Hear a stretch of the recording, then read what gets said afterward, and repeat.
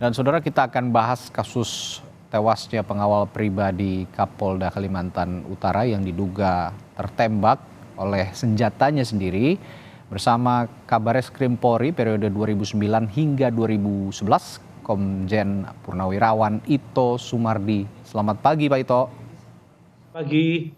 Ya Pak Ito, kalau melihat kasus ini, Anda melihat apakah kita publik perlu menaruh kecurigaan pada kasus ini?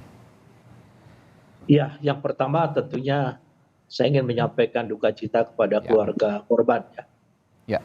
Dan yang kedua, memang ada penjelasan sementara dari Kabid Humas Polda Kaltara yang mengatakan bahwa yang bersangkutan atau almarhum itu adalah menikah.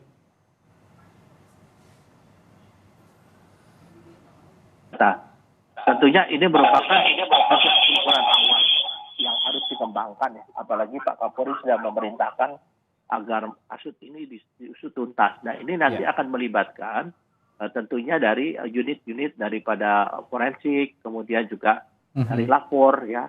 Dan dari hasil autopsi kan sudah bisa disimpulkan dari mana pelurunya masuk dan pelurunya keluar.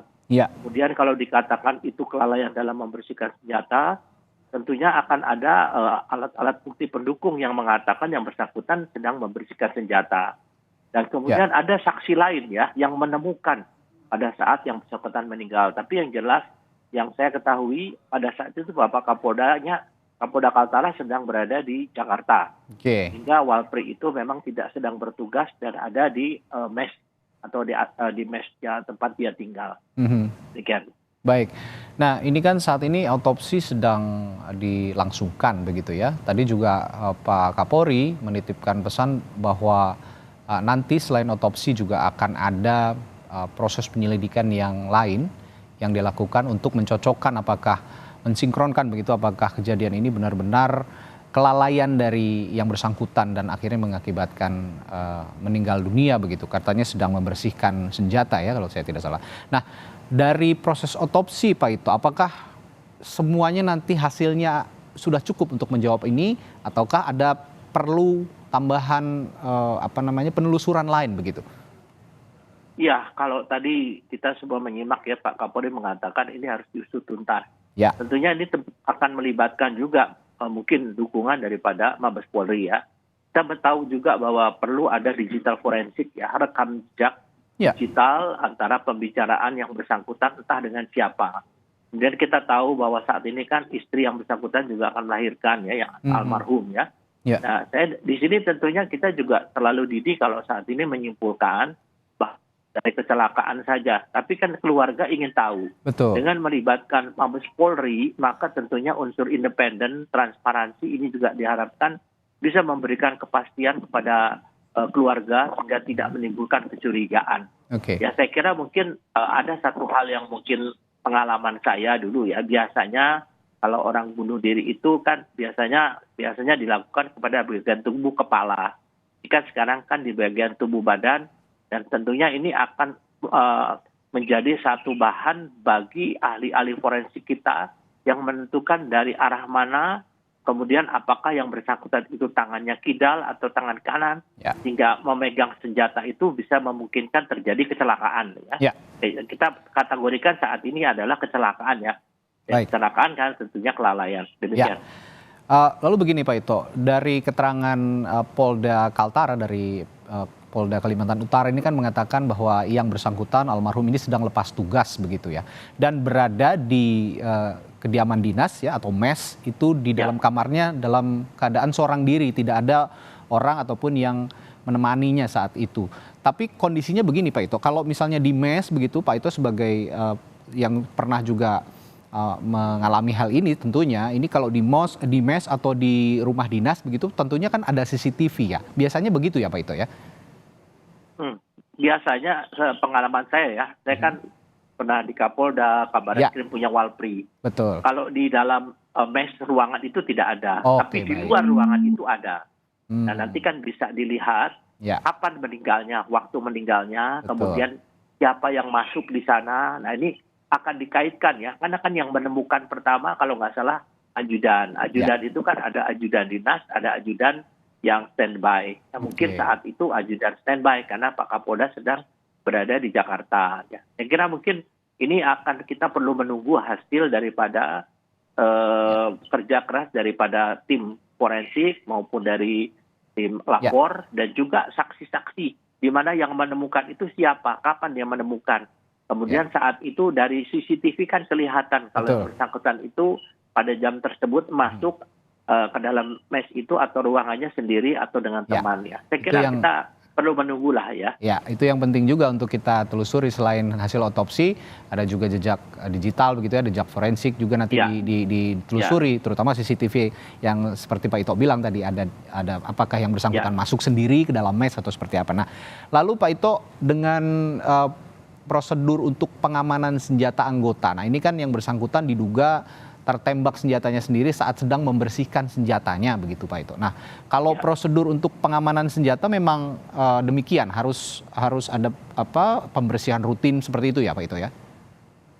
Pengalaman saya ya dan juga mungkin anggota tersebut kan almarhum adalah pangkatnya brigadir ya. Ya. Tentunya itu pangkat yang senior. Oke. Prosedur protapnya kalau sedang tidak bertugas maka peluru itu harus dikeluarkan ya, magasnya dibuka dulu, kemudian kita keluarkan pelurunya. Nah, yang biasa mungkin terjadi karena kita juga lihat kondisi seseorang kan mungkin lelah ya atau capek sehingga kadang-kadang dia itu lupa dengan prosedur ya, apalagi yang bersangkutan kan memang tentunya orang yang terlatih yang ditunjuk menjadi seorang walpri ya, dia punya kemampuan. Ya, biasanya kita kosongkan senjata dulu, baru kita istirahat. Tidak pernah ada senjata yang diisi ya, dalam keadaan terisi pada saat kita sedang beristirahat. Nah, pada saat pengosongan senjata ini bisa saja terjadi. Pada saat dikokang senjata itu, maka masih ada satu peluru yang tertinggal di dalam. Nah, ini yang kita tidak tahu ya, tapi ini saya bicara berdasarkan pengalaman dan tentunya kembali kepada masalah kondisi fisik dan yang bersangkutan, tentunya juga ini akan menjadi satu bahan pertimbangan apakah saat itu yang bersangkutan dalam keadaan lelah pada saat ada kegiatan, banyak kegiatan atau tidak. Saya kira ini akan menjadi satu kesimpulan yang lengkap yang disampaikan Pak Kapolri tadi. Oke. Kita tunggu bersama. Baik, mohon maaf nih Pak Ito, saya juga tidak ingin terlalu detail sebenarnya untuk membahas bagaimana almarhum ini tertembak, tapi dari yang Anda ketahui begitu, ini kan sedang membersihkan senjata begitu ya. Nah, si moncong senjata itu apakah harus menghadap ke depan atau bagaimana prosedurnya? Karena kan kalau lihat dari keterangan dari Polda Kaltara ini tertembak di bagian dada begitu. Nah, ini kalau dengan logika berpikir kita ini berarti moncong senjata menghadap ke bagian tubuh yang bersangkutan begitu Pak Ito. Ini bagaimana prosedurnya seperti ini? Kalau prosedurnya adalah senjata harus menghadap ke tanah, ke bawah ya. Prosedur ke bawah atau mungkin ya ada juga mungkin dia ingin melihat apakah di dalam senjata tersebut masih ada peluru atau tidak, itu saya kurang tahu. Tapi kalau protapnya semua pada saat pengosokan senjata itu senjata harus menghadap ke tanah dan jarak 45 derajat. Itu semua sudah tahu dan itu standar yang harus dilakukan oleh setiap pemegang senjata api ya. Oke.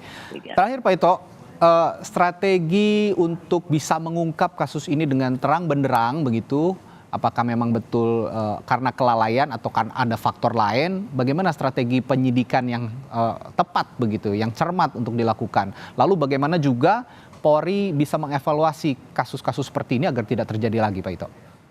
Ya, yang pertama adalah tentunya melibatkan dari Mabes Polri ya. Karena kan di situ harus ada namanya transparan ya.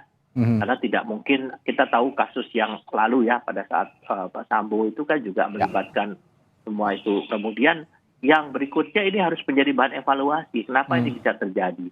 Kalau memang ini merupakan kelalaian yang mengakibatkan kecelakaan, ini tidak boleh terjadi lagi. Dan saya kira ini akan menjadi satu evaluasi, apalagi yang almarhum adalah anggota BRIMOB ya. BRIMOB itu memiliki kemampuan khusus dan dia pasti memiliki satu standar yang lebih ketat daripada polisi biasa ya atau polisi umum. Nah, ini ke depan akan menjadi bahan evaluasi tentunya khususnya bagi seluruh anggota Polri dan saya rasa mungkin pengalaman ini pengalaman yang sangat mahal dan sangat berharga ya agar tidak terjadi di kemudian hari. Demikian. Ya, kita nantikan juga nanti bukti-bukti otentik yang bisa membantu akuratnya hasil penyidikan kasus ini. Apakah memang benar-benar kelalaian ataukah ada faktor lain dari kasus Ya. tewasnya pengawal pribadi Kapolda Kalimantan Utara. Baik, terima kasih keterangannya. Kabareskrim Polri periode 2009 hingga 2011, Komisaris Jenderal Purnawirawan Ito Sumardi telah memberikan informasi di Sapa Indonesia Pagi. Terima kasih Pak Ito, sehat selalu. Terima kasih, selamat pagi.